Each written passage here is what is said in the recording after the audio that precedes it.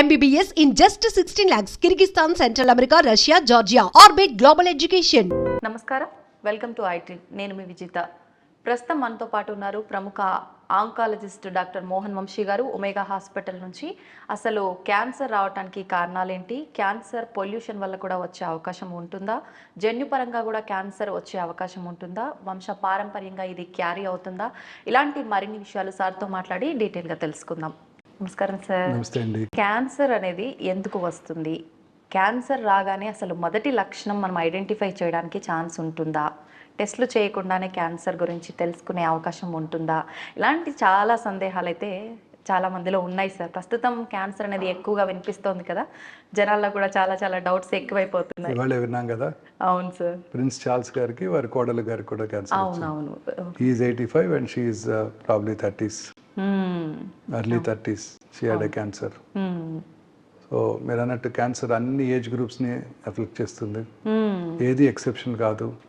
Cancer incidence మీరు అన్నట్టు ర్యాపిడ్గా పెరిగిపోతుంది. భారతదేశంలో ICMR ఎస్టిమేట్ ప్రకారం 2022లో 15.5 lakh న్యూ క్యాన్సర్ కేసెస్ కనుగొనబడినారు.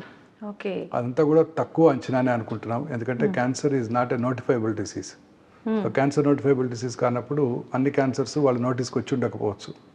ఇప్పుడు చైనా పాపులేషన్ మన పాపులేషన్ ఒకటే, మన దగ్గర 2-3 కోట్లు ఎక్కువ ఉంటుంది. కానీ చైనాలో 36 కోట్ల న్యూ క్యాన్సర్స్, మనలో 36 లక్షలు, మన దగ్గర 16 లక్షలు అంటే నమ్మశక్యంగా లేదు. So mostly double that number ఉంటుంది క్యాన్సర్ ఇన్సిడెంట్స్. సో సంవత్సరానికి నా ఉద్దేశం 30 లక్షల న్యూ క్యాన్సర్ కేసెస్ భారతదేశంలోనే కనుగొనబడతాయని నేను అనుకుంటున్నాను. చాలా మంది సైంటిస్ట్ కూడా అదే బిలీవ్ చేస్తున్నారు. క్యాన్సర్ రావడానికి మీరు అన్నట్టు అనేక రకాల కారణాలు ఉన్నాయి. First most important environmental factors, life style అనమాట, అండ్ ఎన్విరాన్మెంట్. రెండోది జెనెటిక్ ఫ్యాక్టర్స్. జెనెటిక్ ఫ్యాక్టర్స్ అంటే మీ అందరికి మనందరికి కూడా విన్నాం, Angelina Jolie, famous Hollywood movie artist. వారి తల్లిగారికి ట్రిపుల్-నెగటివ్ బ్రెస్ట్ క్యాన్సర్ ఉందని తెలుసుకొని వారు చిన్నప్పుడే 30 ఏళ్ళు వచ్చినప్పుడే వారు ఆ genetic testing BRCA1 BRCA2 testing చేయించుకొని వారికి అది పాజిటివ్ ఉందని తెలుసుకొని 100% వారికి బ్రెస్ట్ క్యాన్సర్ వస్తుందని తెలుసుకొని వాళ్ళు 2 బ్రెస్ట్లు 2 ఓవరీలు తీయించేసుకున్నారు 2011లోనే. సో ఆ తర్వాత మనం చాలా రెగ్యులర్గా ఈ టెస్ట్ చేస్తున్నాం మన భారతదేశంలో కూడా. చాలా మంది మా పేషెంట్స్ అందరికీ, ovarian cancer patients, breast cancer పేషెంట్స్కి అవి ఐడెంటిఫై చేసినప్పుడు ముందుగానే రిస్క్ రిడక్షన్ సర్జరీ అంటాం. అంటే రిస్క్ తగ్గించడానికి చేసే సర్జరీ, రిస్క్ రిడక్షన్ సర్జరీ. చాలా అందరికి 2 బ్రెస్ట్లు 2 ఓవరీలు తీసేయడం జరుగుతూ ఉంటుంది. అలా తీసేయడం వల్ల అంటే ఛాన్స్ ఉండదా సార్ ఇంకా రావడానికి? తక్కువైపోతుంది, బాగా 99% తక్కువైపోతుంది. సో చాలా కామన్ గా మనం whenever they are positive we counsel them and do it off. చాలా సార్లు చూస్తున్నాం ఇది చాలా రెగ్యులర్ గా. సో మొన్న మధ్యనే Hamsa Nandini famous movie artist, Telugu movie artist, వారికి కూడా బ్రెస్ట్ క్యాన్సర్ ఉందని తెలుసుకున్నారు. వారు కూడా టెస్ట్ చేయించుకొని BRCA1 పాజిటివ్ ఉందని తెలుసుకుని వారు కూడా అనౌన్స్ చేయడం జరిగింది. తను జెనెటిక్ రిస్క్ వలన బ్రెస్ట్ క్యాన్సర్ బారిన పడి వారు ట్రీట్మెంట్ కూడా తీసుకొని సక్సెస్ఫుల్గా సర్వైవ్ అవుతున్నారని వారు అనౌన్స్ చేయడం జరిగింది. సో ఇట్లా ఇది ఒక జన్యుపరమైన కారణం. ఇలానే colonic cancer, familial adenomatous polyposis coli అంటారు. చిన్నప్పుడే వాళ్ళకి 34 ఏళ్ళ వయసులోనే కోలన్ క్యాన్సర్స్ వచ్చేస్తాయి. ఎంటైర్ కోలన్ అంతా కూడా చిన్న చిన్న బుడిపలతో నిండి ఉంటుంది, ఏదో ఒకటి క్యాన్సర్గా మారుతుంది అనమాట. అలాగే మెడులరీ థైరాయిడ్ క్యాన్సర్ అంటారు. పిల్లల్లో అంటే ఫ్యామిలియల్గా చూస్తుంటాం, MEN1 MEN2 అంటారు. MEN2 మల్టిపుల్ ఎండోక్రైన్ నియోప్లేషియాలో 2లో ఈ మెడులరీ కార్సినోమా చూస్తుంటాం. థైరాయిడ్ క్యాన్సర్ ఇది కూడా వంశపారంపర్యంగా వస్తుంది. ఇది రెట్ జీన్ అంటారు, RET జీన్. ఇది కనుక ఆ ఫ్యామిలీలో ఉన్నట్టయితే ఆ పిల్లలకి 1 year లోపల మనం థైరాయిడెక్టమీ చేసేయాలి. 1 year లోపల పుట్టిన 1 year లోపల థైరాయిడెక్టమీ చేస్తే ఆ క్యాన్సర్ రాకుండా ఉంటుంది వాళ్ళకి. ఇంకా అసలు ఛాన్సే ఉండదు. సో ఇట్లా అనేక రకాలైన జన్యుపరమైన కారణాల వల్ల మనం క్యాన్సర్ చూస్తున్నాం. ఇప్పుడు సైంటిస్టులు కూడా బిలీవ్ చేసేది అదేనండి, క్యాన్సర్ జన్యుపరమైన మ్యుటేషన్ వల్లే వస్తుంది. జన్యుపరమైన మ్యుటేషన్ అంటే తల్లిదండ్రుల నుంచి వచ్చిందని కాదు. ఇప్పుడు ఇందాక మనం చదివింది జర్మ్ లైన్ మ్యుటేషన్స్, మనం విన్నది అది తల్లిదండ్రుల నుంచి రావచ్చు. అసలు యాక్చువల్లీ క్యాన్సర్ రావడానికి గల కారణం ఏంటి? నార్మల్గా ఎవరో ఒక ఇండివిజువల్ 40 ఏళ్ల vegetarian person, didn't have any habits, smoking, alcohol ఏమి లేదు, ఇంట్లో తప్ప బయట ఫుడ్ కూడా తినరు, ఆఫీస్ జాబ్, పొల్యూషన్ కూడా లేదు, సాఫ్ట్వేర్ ప్రొఫెషన్లో సడన్ గా స్టమక్ క్యాన్సర్ చూస్తున్నాం. వాళ్ళు అడుగుతారు పేషెంట్స్, మన ఏమి అలవాటు లేవు డాక్టర్ గారు, ఎందుకు వచ్చింది, చిన్నపిల్లాడు 40 years just started his life అని అడుగుతుంటారు. సో వీటి గల కారణం కూడా జన్యుపరమైన మ్యుటేషనే. అంటే తల్లిదండ్రుల నుంచి వచ్చిందని కాదు, మన బాడీలో అబౌట్ 22,000 ప్రోటాన్ కోడింగ్ జీన్స్ ఉంటాయి.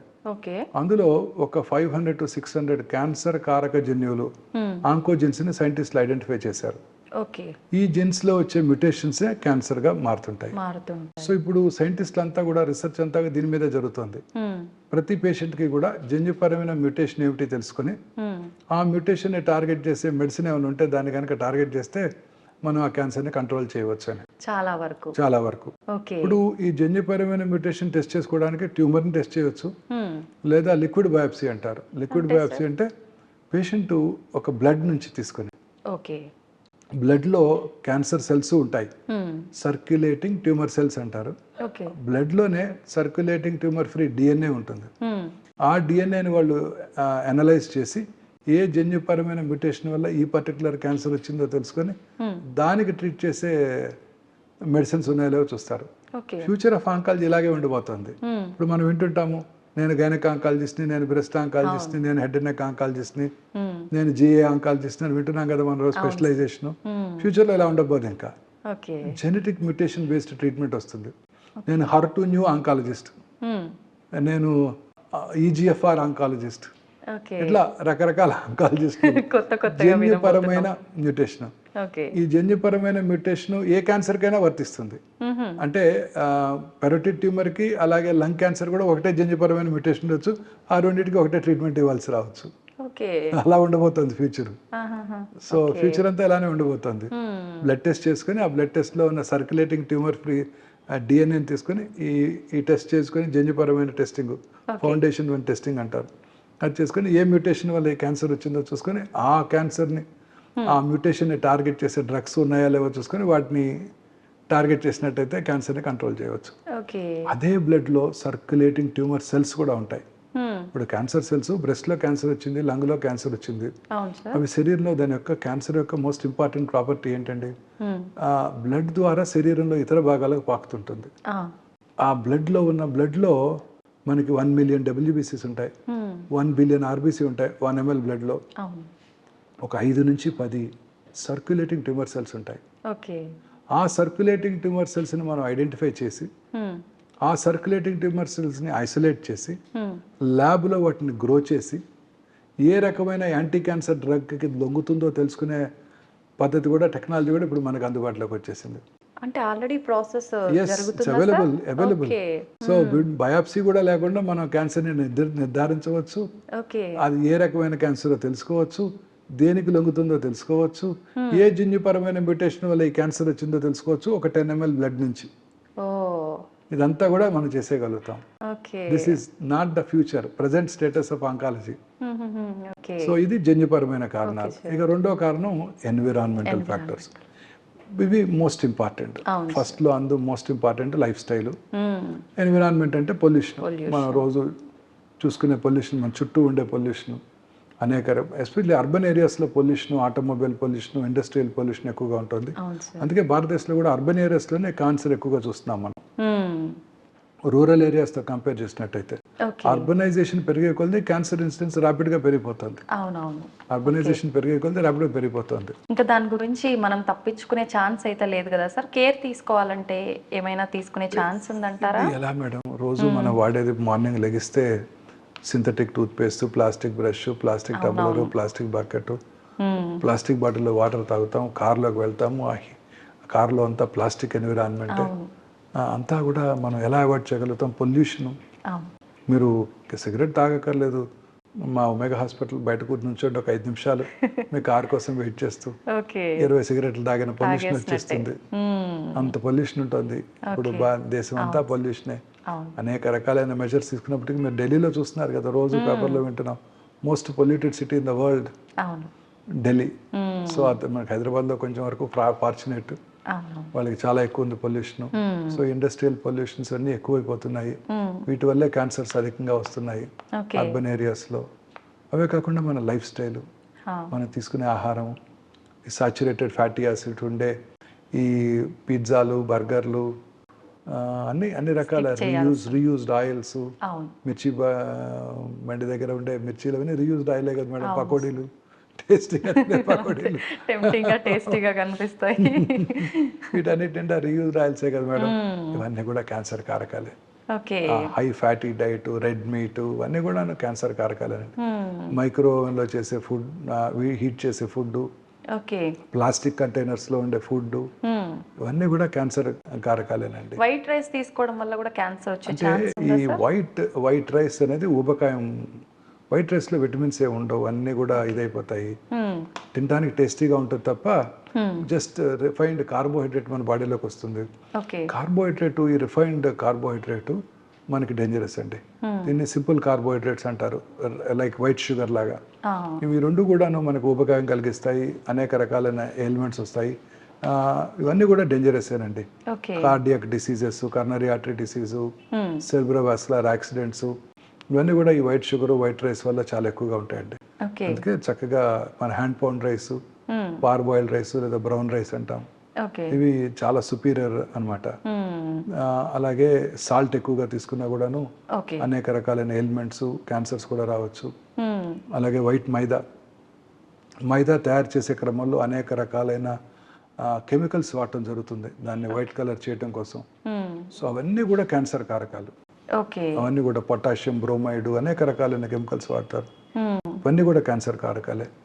మా రోజు వాడే కలరింగ్ ఏజెంట్స్, మన చైనీస్ డిషెస్లో వాడే అజినమోటో, అలాగే చిల్లీ 65, వాటెవర్ పనీర్ 65, అన్నీ కూడాను కలరింగ్ ఏజెంట్స్. అవన్నీ కూడా డేంజరసేనండి. నిన్ననే విన్నాము, కర్ణాటకలో గోబీ మంచూరి బ్యాన్ చేశారు, మంచూరియన్ ఐటమ్స్ బ్యాన్ చేశారు. కలరింగ్ ఫుడ్ ఏజెంట్స్ అన్ని కూడా డేంజరసేనండి. అజినమోటో, ఇవన్నీ కూడా టాక్సిక్ సబ్స్టెన్సెస్. చిన్నపిల్లలకి ఇప్పటి నుంచి అవి పెట్టామంటే వాళ్ళకి పెద్ద అయ్యేసరికి మనం వాళ్ళందరిలో ప్రాబ్లమ్స్ ఎక్కువ అవుతుంటాయి. తర్వాత అదే పీచు మిఠాలో ఉండే రోడమిన్ బి మొన్న తమిళనాడు, పాండిచ్చేరి గవర్నమెంట్స్ బ్యాన్ చేశాయి. కలరింగ్ ఏజెంట్స్, రెడ్ కలర్ వచ్చే ఏజెంట్స్ అన్ని కూడా, అవన్నీ కూడాను చాలా డేంజరస్ సబ్స్టెన్సెస్. ఈ లైఫ్ స్టైల్లో ఫుడ్ అనేది మోస్ట్ ఇంపార్టెంట్ అండి. రెండోది దురలవాట్లు. ఈ ఆల్కహాల్ తాగేవాళ్ళు అనేక రకాలైన క్యాన్సర్స్ వస్తాయి. Chronic liver disease, liver cancers, oesophageal cancer, అనవాహిక క్యాన్సర్స్, కోలన్ క్యాన్సర్, పెద్ద పేగుల్లో cancer. And it is directly related. అంటే ఎక్కువ ఆల్కహాల్ తాగితే ఎక్కువ క్యాన్సర్ వచ్చే అవకాశాలు ఉంటాయి.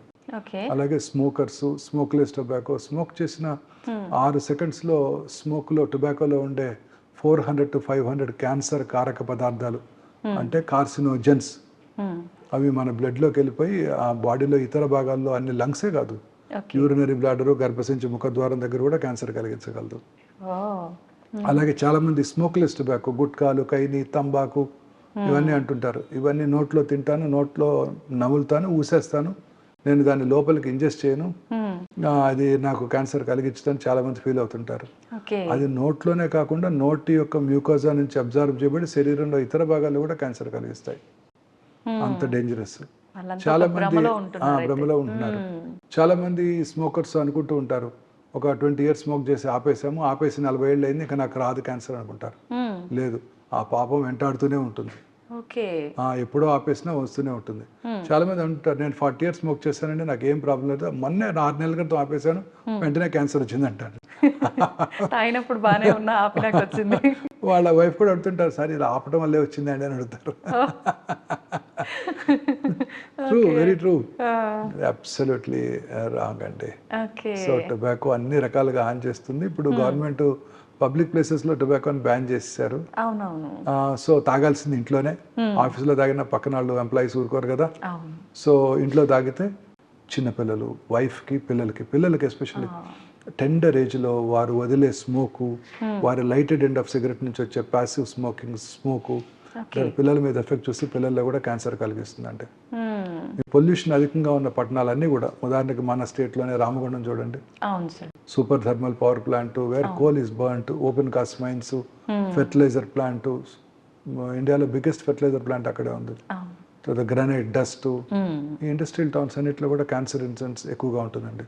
ఓకే. ఈ థర్మల్ పవర్ ప్లాంట్ చుట్టూ ఉన్న 1 కిలోమీటర్ రేంజ్లో ఉన్న వాళ్ళందరికీ క్యాన్సర్ వచ్చే అవకాశాలు చాలా ఎక్కువగా ఉంటాయండి. Okay.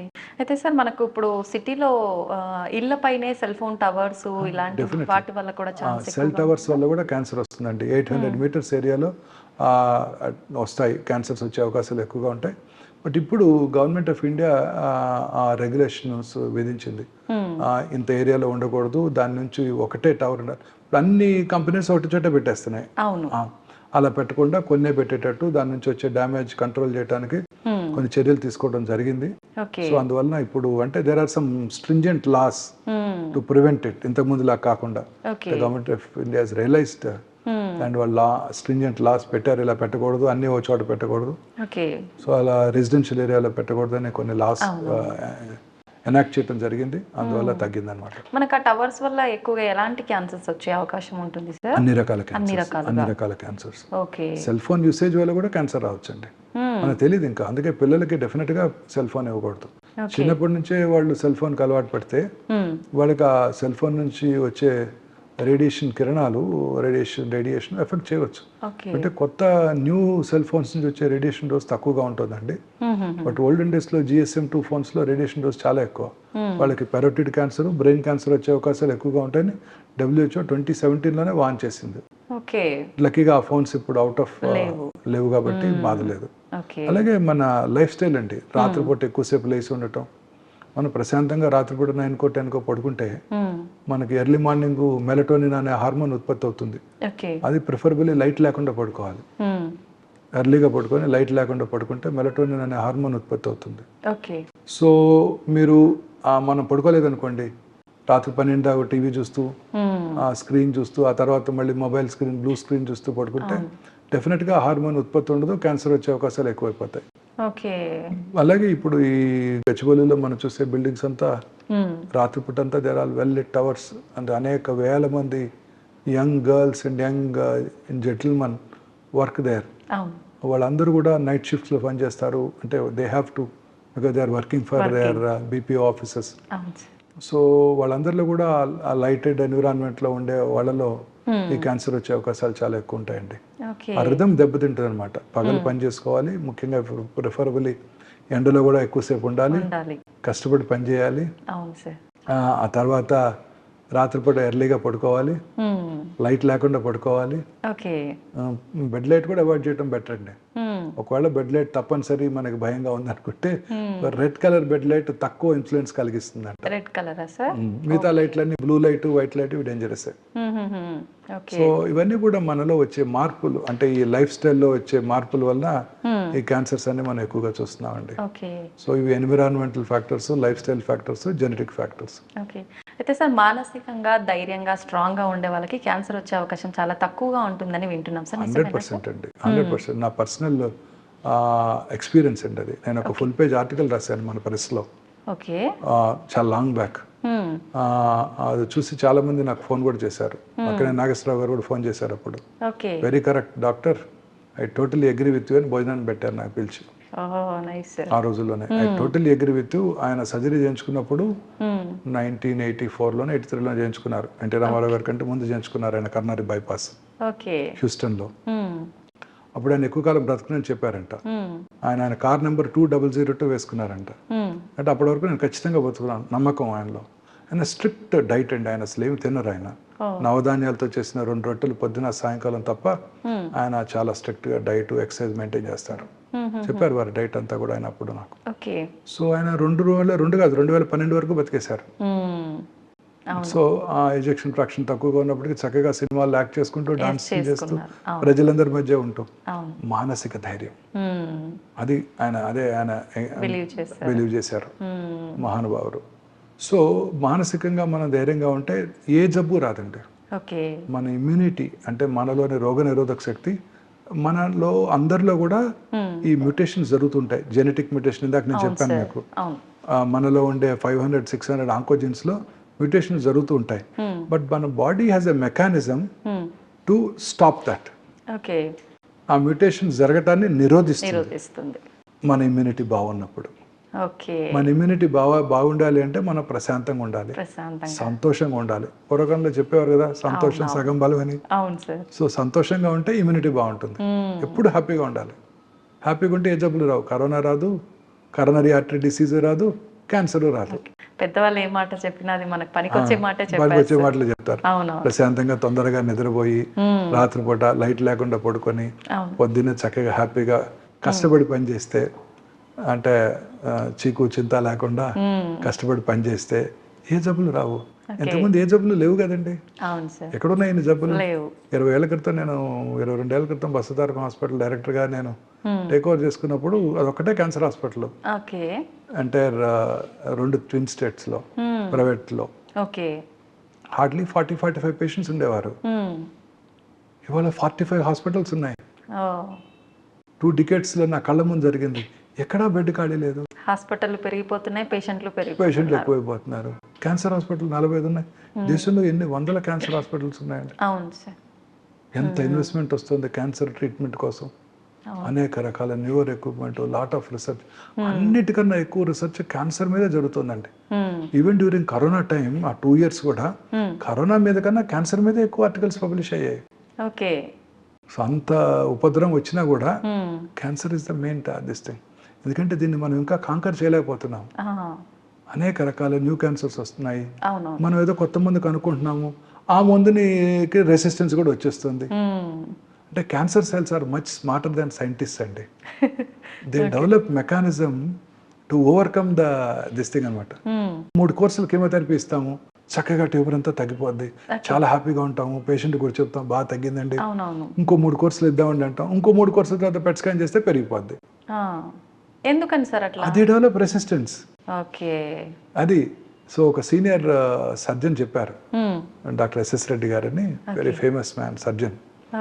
Osmania medical college principal గాను సూపరింటెండెంట్ గాను చేశారు. Well reputed surgeon. The unpredictable biological behaviour of the cancer makes the most predictable treatment unpredictable. అంటే దాని బిహేవియర్ ఎలా ఉంటుందంటే, ఎంత మంచి ట్రీట్మెంట్ ఇచ్చినా రిజల్ట్స్ ఎలా ఉంటాయో చెప్పలేము. మన చేతుల్లో ఏమీ లేదు. ఓకే. రూపు మార్చేసుకుంటుంది, దాన్ని ఎలా బిహేవ్ చేస్తుందో తెలియదు. అందుకే సైంటిస్టులు అంతా దీని మీద వర్క్ చేస్తున్నారు. అంతా జెనోమిక్స్, జెనెటిక్ మ్యూటేషన్స్. మొన్నే విన్నాం ఒక బ్రేకింగ్ న్యూస్.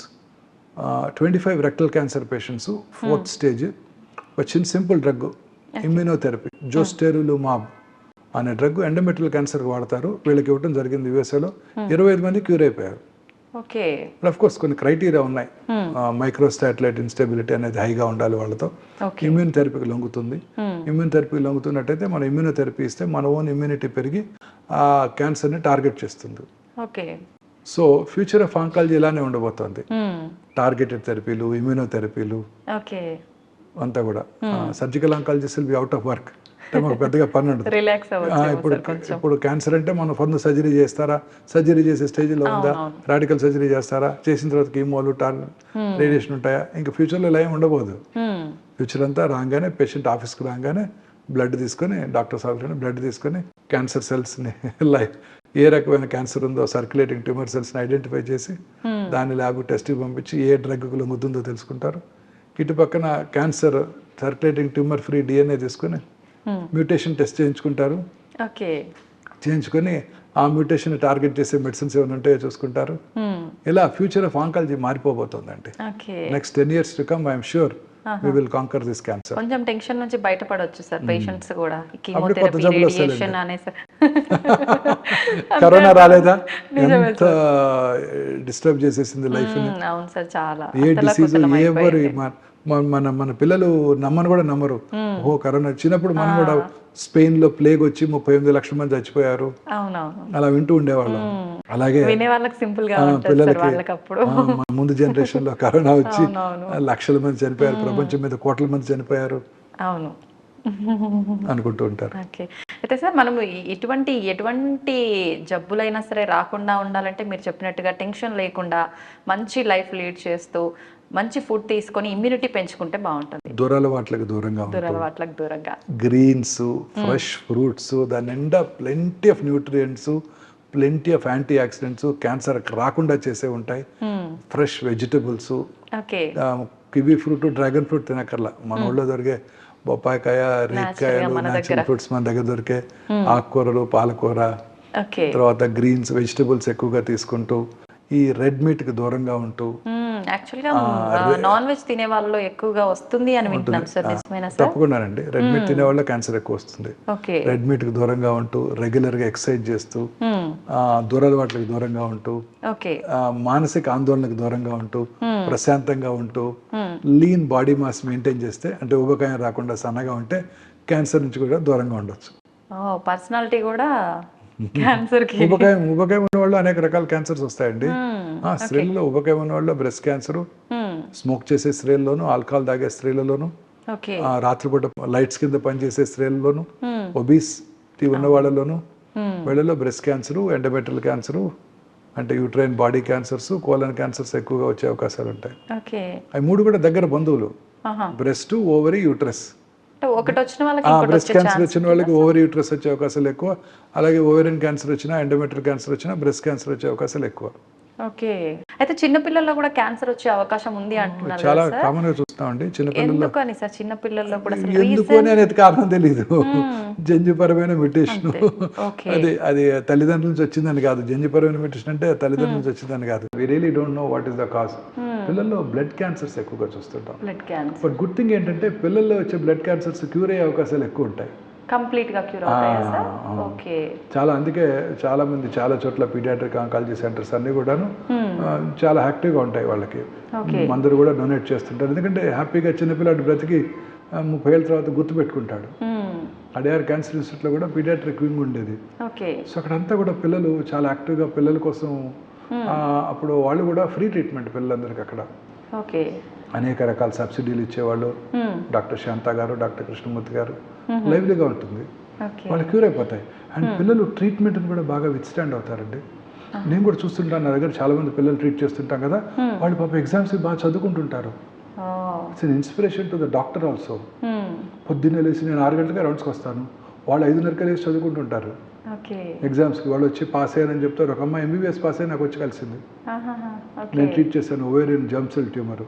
పిల్లల్లో వచ్చే క్యాన్సర్స్ క్యూర్ అయ్యే అవకాశాలు కూడా ఎక్కువగా పిల్లలంటే ఏజ్ వాళ్ళలో వచ్చే ఛాన్స్ అన్ని రకాల ఏజ్ గ్రూప్, అన్ని రకాల ఏజ్ గ్రూప్ 20 వరకు కూడా. ఇప్పుడు హిమటలాజికల్ మెలిగ్నెన్సీస్ చాలా కామన్గా చూస్తుంటాం. సెంట్రల్ నర్వస్ సిస్టమ్ ట్యూమర్స్ ఎక్కువగా చూస్తుంటాం. అలాగే సాఫ్ట్ టిష్యూ ట్యూమర్స్ ఎక్కువగా చూస్తుంటాం. జర్మ్ సెల్ ట్యూమర్స్ ఓవరీలోను, టెస్టిస్లోను చూస్తుంటాం. ఇవన్నీ కూడా క్యూర్ అయ్యే అవకాశాలు ఎక్కువ. మనకి ఇట్స్ వర్త్ ట్రీటింగ్ దెమ్. వాళ్ళ మీద ఇన్వెస్ట్ చేయటం, కొంచెం ఏదైనా సబ్సిడీ ఇచ్చి ట్రీట్ చేయటం వర్త్ ఇట్. ఎందుకంటే మన కళ్ళ ముందు పెరుగుతారు, వాళ్ళు బాగా చదువుకుంటారు, అది వచ్చినప్పుడే కష్టం చూశారు కాబట్టి వాళ్ళకి తెలుస్తుంది. అయితే పెరిగే పిల్లలు కదా సార్, చాలా గ్రాటిఫైయింగ్ గా ఉంటుంది. అనగానే ట్రీట్మెంట్ ప్రాసెస్ లో పెద్దవాళ్ళే తట్టుకోలేక పిల్లలు చాలా బాగా తట్టుకుంటారు. అసలు ఏం సైడ్ ఎఫెక్ట్స్ ఉండవు వాళ్ళకి, అసలు ఏమి ఉండవు వాళ్ళకి. పిల్లలకున్న ఇమ్యూనిటీ మనకు ఉండదు కదా, వాళ్ళకున్న పవరు ఉండదు వాళ్ళకి. సో వాళ్ళు చాలా బాగా తట్టుకుంటారు. కీమోథెరపీ అద్భుతంగా విత్స్టాండ్ అవుతారు, చాలా లైవ్లీగా. అసలు వాళ్ళు ఎక్కడా కూడా అది కనపడదు. ఆ ఇంజెక్షన్ ఇప్పుడంతా కీమో పోర్ట్ వచ్చింది కాబట్టి పెయిన్లెస్గా ఇవ్వగలుగుతున్నాము. చాలా అద్భుతంగా రియాక్ట్ అవుతారు, రెస్పాండ్ అవుతారు, తట్టుకుంటారు. పెద్దలే బాధపడుతుంటారు పిల్లలకు వచ్చిందని, బట్ వాళ్ళకి తెలియదు కదా చిన్న వయసులో ఆ డెలికేట్ అనగానే ఇంకా అంటే డెత్తే అన్న ఒక థాట్ లోనే ఉండిపోతారు సార్ చాలా పెద్దవాళ్ళు. చిన్నవాళ్ళకి తెలియదు కదా, సో వాళ్ళు మానసికంగా ధైర్యంగా ఉంటారు, క్యాన్సర్ కూడా జయిస్తారు. అది కూడా ఇంపార్టెంటే. ఇది క్యాన్సర్ వచ్చిందని కూడా ఆ పిల్లాడికి తెలియదు, ఇది డెడ్లీ డిసీజ్, తల్లిదండ్రులు ఇంత ఖర్చు పెడుతున్నారని కూడా వాళ్ళకి తెలియదు. వాళ్ళు హ్యాపీగానే ఉంటారు, వాళ్ళకి ఏం తెలుసు, ఏదో హాస్పిటల్కి వస్తారు, ట్రీట్ చేసుకుంటారు, వెళ్ళిపోతారు. చాలా బాగా రెస్పాండ్ అవుతారండి, అన్యూజువల్గా ఉంటుంది. మీరు వాళ్ళని చూస్తే మీరే ఆశ్చర్యపోతారు. చాలా బాగా కీమోథెరపీ తట్టుకుంటారు. మోస్ట్లీ కీమో సెన్సిటివ్ ట్యూమర్సే ఉంటాయి. అద్భుతంగా రెస్పాండ్ అవుతారు, పెరుగుతూ ఉంటారు, బాగా చదువుకుంటారు, హెల్తీగా యాక్టివ్ అయిపోతారు వాళ్ళు. అసలు ఇట్స్ ఒక డిఫరెంట్ ఎక్స్పీరియన్స్ అండి, చాలా బాగుంటుంది. వాళ్ళతో క్యూర్ అయిపోతాయి వాళ్ళు. పెద్దవాళ్ళు అయినాక మనకు గ్రాటిఫైయింగ్ ఉంటుంది వాళ్ళని చూస్తే. 15-20 ఏళ్ళ తర్వాత వాళ్ళని చూస్తే మనకి చాలా సాటిస్ఫైయింగ్గా ఉంటుంది. అమ్మయ్య, ఒక పిల్లాడిని క్యూర్ చేశారు, నా ముందు ఉన్నాడు. సో డాక్టర్ కూడా ఇలాంటి ఇంపార్టెంట్ అంటే మాకు కూడా కొంచెం ఎంకరేజింగ్ ఉంటుంది. బూస్టింగ్ 10 ఏళ్ళ క్రితం 30 ఏళ్ళ క్రితం నేను చేసిన బ్రెస్ట్ క్యాన్సర్ పేషెంట్ తిరిగి వచ్చి 30 ఏళ్ళ తర్వాత చాలామంది వచ్చారు. ఓకే వాళ్ళ పిల్లలు పుట్టి వాళ్ళ పిల్లలు తీసుకొని నా దగ్గరికి వచ్చినప్పుడు నాకు కూడా చాలా ఎంకరేజింగ్గా ఉంటుంది. ఆ రోజంతా చాలా ఎంతూజియాస్టిక్గా ఉంటాం. అవును సార్. అయితే సార్ ఒకసారి క్యాన్సర్ వచ్చి తగ్గింది అనుకున్న వాళ్ళకు మళ్ళీ సడన్గా అది వచ్చే అవకాశం ఉంటుంది. వచ్చిన వాళ్ళు కూడా చాలా మంది ఉన్నారు. పిల్లల్లో టోటల్గా క్యూర్ అవుతుంది, ఎదిగే కొద్ది మళ్ళీ వచ్చే అవకాశం ఏమైనా తక్కువ, చాలా తక్కువ అండి, చాలా తక్కువ. ఎందుకంటే అడల్ట్స్లో తిరిగి వస్తుంటాయి, తిరిగి రావడానికి రెగ్యులర్ చూస్తుంటాము. తిరిగి రావడానికి అనేక రకాలైన కారణాలు కూడా ఉన్నాయి. నేను ఇందాక చెప్పాను మానసిక ఆందోళన, అది కూడా వెరీ ఇంపార్టెంట్ అండి. చాలాసార్లు ఏదో కొడుకు డివోర్స్ రావటం, వాళ్ళ జబ్బు తిరిగి రావటం, ఇలాంటివి కూడా చూస్తుంటాం. ఒక లేడీకి హస్బెండ్ చనిపోయారు, వారికి జబ్బు తిరిగి వచ్చింది. చనిపోయినప్పుడు లేదు, 6 నెలలకు తిరిగి వచ్చింది. సో మానసిక ఆందోళన. సో క్యాన్సర్ వచ్చిన వాళ్ళు, క్యాన్సర్ ట్రీట్మెంట్ అయిపోయిన వాళ్ళు కూడా మానసికంగా ధైర్యంగా ఉంటే, సంతోషంగా ఉంటే they can win over this disease. మన అలోపతి ట్రీట్మెంట్ అంటే ఇంగ్లీష్ వైద్యం ఎంత ఇంపార్టెంటో, ఈ మానసిక ఆందోళన తట్టుకొని బయటపడటం, మానసికంగా ధైర్యంగా ఉండటం అంతే ఇంపార్టెంట్. ఓకే. అయితే సార్ క్యాన్సర్ రాకుండానే ముందుగానే మనము ఇంజెక్షన్లు కానీ అట్లాంటి వ్యాక్సిన్లు కానీ ఏమైనా తీసుకునే అవకాశం ఉందా సార్? అలాంటి అందుబాటులో ఉన్నాయా? ఉన్నాయి కదండి. ఇప్పుడు గర్భసంచి ముఖద్వార క్యాన్సర్కి వ్యాక్సిన్ అందుబాటులో ఉంది. ఓకే. మన పిల్లలందరికీ కూడా 10-12 ఏళ్ళు రాగానే వాళ్ళకి ఒక సెల్ ఫోన్ ఇచ్చే బదులు ఈ వ్యాక్సిన్ కనుక గిఫ్ట్ చేసినట్టయితే వాళ్ళకి జీవితాంతం ఆ క్యాన్సర్ తిరిగి రాదు. ఓకే. అదే హెచ్పివి వైరస్ వల్ల ఆ క్యాన్సర్ వస్తుందండి. కాజ్ అండ్ ఎఫెక్ట్ రిలేషన్ ఉంది. సో ఈ HPV virus and intelligent virus. అదేంటంటే ఇప్పుడు కరోనా వైరస్ ఇన్ఫెక్షన్ వచ్చింది అనుకోండి, మనకి వెంటనే యాంటీబాడీస్ డెవలప్ అవుతాయి. సో రెండోసారి మనకు వచ్చినప్పుడు వీఆర్ వెల్ ప్రిపేర్డ్. అదే కదా మనకి కరోనా 2 సార్లు వచ్చిన వ్యాక్సిన్ వాళ్ళ దగ్గర నుంచి వాళ్ళ ప్లాస్మా తీసుకుని ఎక్కించి కూడా ట్రయల్స్ చేశారు. అప్పుడు యాంటీబాడీస్ ఇంప్రూవ్ చేయడానికి మనం కూడా నాకు బాగున్నాయి యాంటీబాడీస్, నీకెంత ఉన్నాయని అడిగేవాళ్ళం. సో యాంటీబాడీస్ డెవలప్ అవుతాయి. ఈ human papillomatous virus is an intelligent virus. అదేం చేస్తుందంటే సర్వైకల్ ఎపిథీలియం అంటే గర్భసంచి ముఖద్వార దగ్గర ఎపిథీలియంలోనే ఉంటుంది. ఇంట్రాసెల్యులర్ సెల్ బయటకు రాదు. సెల్ బయటకు రాకపోతే బాడీ యొక్క డిఫెన్స్ మెకానిజమ్స్ దాన్ని పట్టుకోలేవు. సో బాడీ దానికి యాంటీబాడీస్ డెవలప్ చేసుకోలేవు. సో అందువల్ల అది గ్రో అవుతూ ఉంటుంది, రిపీటెడ్గా ఇన్ఫెక్షన్స్ వస్తుంటాయి, క్యాన్సర్ వచ్చేస్తుంది. ఈ వ్యాక్సిన్ ఇచ్చేయమంటే యాంటీబాడీస్ డెవలప్ అవుతాయి, రిపీటెడ్ ఇన్ఫెక్షన్స్ని ప్రివెంట్ చేయగలుగుతాం, క్యాన్సర్ రాకుండా చేసుకోగలుగుతాం. సో బెస్ట్ స్టేజ్ 10-12 ఇయర్స్ వయసులో మన పిల్లలకి 3 డోస్ వ్యాక్సిన్ ఇచ్చేసినట్టయితే ఆడపిల్లలందరికీ డెఫినెట్గా ఈ ప్రమాదకరమైన ఈ గర్భసంచి ముఖద్వార క్యాన్సర్ ఇప్పుడు దాన్ని ప్రివెంట్ చేయగలుగుతాం. ఇప్పుడు భారతదేశంలో ప్రతి 6 నిమిషాలకు ఒక స్త్రీ గర్భసంచి ముఖద్వార క్యాన్సర్ వల్ల ప్రాణం కోల్పోతున్నారు. అది ప్రతి సంవత్సరం about 1 lakh new cancer patients diagnose చేయబడుతున్నాయి. సో దీన్ని మనం పూర్తిగా ఎరాడికేట్ చేయవచ్చు. మనం స్మాల్ పాక్స్ని, పోలియోని ఎట్లా ఎరాడికేట్ చేసాము, ఈ గర్భసంచి ముఖద్వార క్యాన్సర్ని కూడా మనం కంప్లీట్గా ఎరాడికేట్ చేయగలుగుతాం.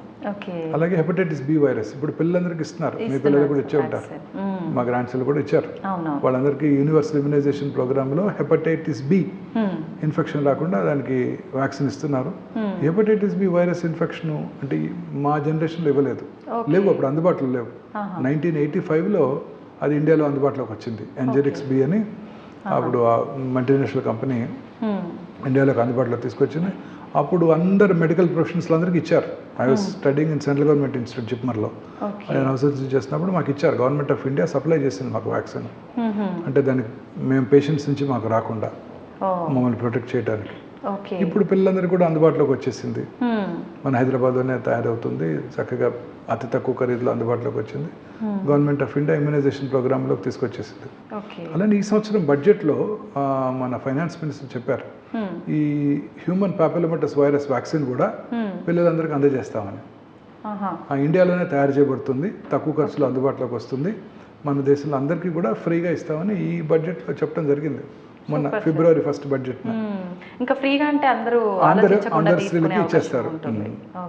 ఇండియాలోనే తయారు చేస్తాము, ఇండియాలోనే మన అందరి పిల్లలకి, ఎందుకంటే మనకే ఈ క్యాన్సర్ ఎక్కువ. ప్రపంచంలో ఏ దేశంలో కూడా సర్వైకల్ క్యాన్సర్ చూడం. అత్యంత అధికంగా కనబడేది సౌత్ ఇండియన్ తీర ప్రాంత ప్రజల్లోనే, ఒరిస్సా, ఆంధ్రప్రదేశ్, తమిళనాడు. ఇక్కడ ఈ హ్యూమిడ్ ఎన్విరాన్మెంట్లో ఈ వైరస్ ఎక్కువగా వ్యాప్తి చెంది మన తీర ప్రాంతాల్లో ఉన్న ప్రజలందరికీ కూడా క్యాన్సర్ వచ్చే అవకాశాలు ఎక్కువగా ఉంటాయి, సర్వైకల్ క్యాన్సర్. సో రీసెంట్ బడ్జెట్లో అది అనౌన్స్ చేయడం జరిగింది. సో ఫ్రీగా అందరికి ఇస్తారు. సో మనం కూడా ఈ సర్వైకల్ క్యాన్సర్ని పూర్తిగా ఎరాడికేట్ చేయడానికి అవకాశం ఉంటుంది. ఓకే.